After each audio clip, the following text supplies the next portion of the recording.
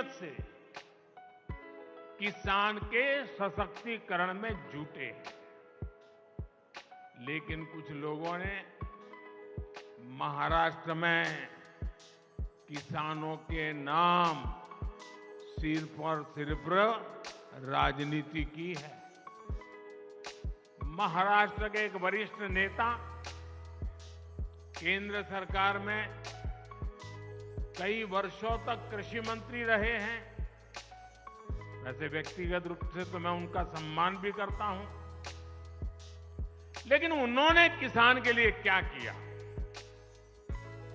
7 साल के अपने कार्यकाल में उन्होंने देश भर के किसानों से सिर्फ, यह आंकड़ा याद रखना, 7 साल में देश भर के किसानों से सिर्फ 3.5 लाख करोड़ रुपए का एमएसपी पर अनाज खरीदा।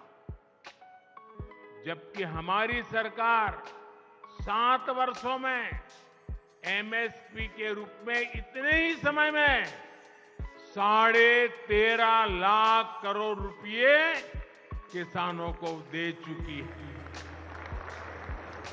2014 से पहले दलहन और तिलहन ये किसानों को सिर्फ 500-600 करोड़ रुपए की खरीद एमएसपी पर होती थी। 500-600 करोड़। जबकि हमारी सरकार 1,15,000 करोड़ रुपए से ज्यादा दलहन और तिलहन किसानों के बैंक खातों में दे चुकी है। जब वे कृषि मंत्री थे तब किसानों को अपने पैसे के लिए भी बिचौलियों के भरोसे रहना पड़ता था। महीनों महीनों तक किसानों को पेमेंट नहीं होती थी। हमारी सरकार ने एमएसपी का पैसा डायरेक्ट किसान के बैंक खाते में भेजने का प्रबंध किया है।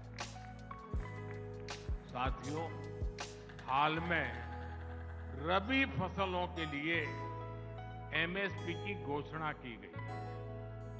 चने के एमएसपी में 105 रुपये, गेहूं और कुसुम के एमएसपी में 150 रुपये की बढ़ोतरी की गई है।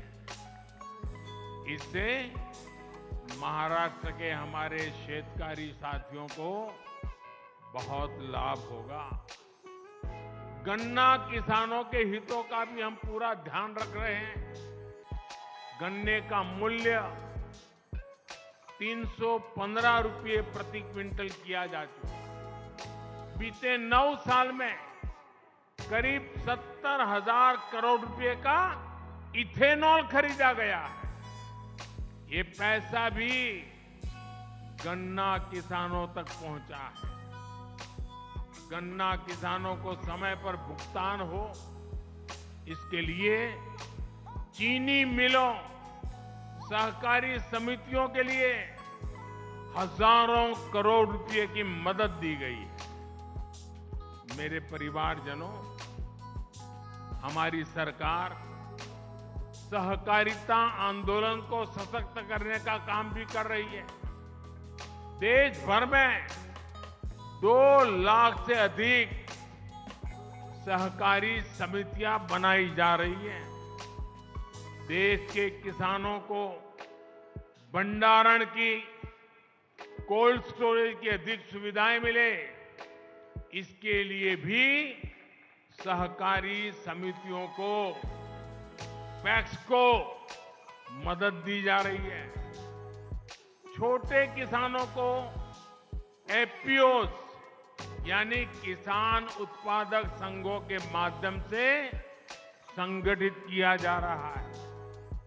सरकार के प्रयास से अभी तक देश भर में 7,500 से अधिक एफपीओ भी बन चुके हैं।